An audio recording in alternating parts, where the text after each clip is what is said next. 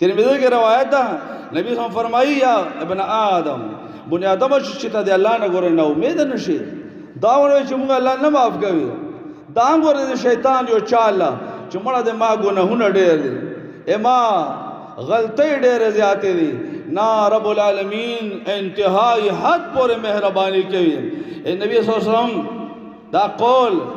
امام ترمذی رحمه الله کړی چې رب العالمین دا فرمایي یا ابن آدم لو بلغت ذنوبك عنان السماء اے دې ادم بچیا کله تا دا ګناهونه توریزو پورې ورسی دا خلا ټوله ډګه کی ثم استغفرتنی او بیا ته ما ته وی چې الله معاف میکا الله معافی غواړم